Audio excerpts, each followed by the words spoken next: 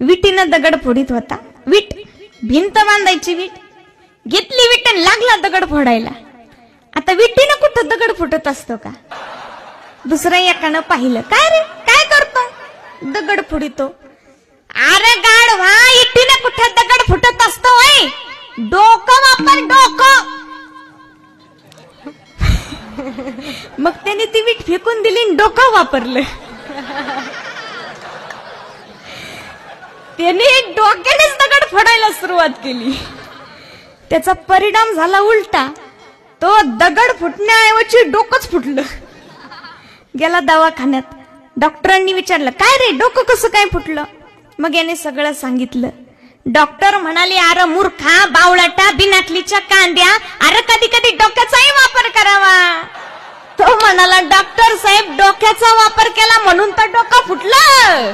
आता आयुष्यात डोक्याचा वापर करणार नाही. बघा हा डोकेबाज. विठ्ठला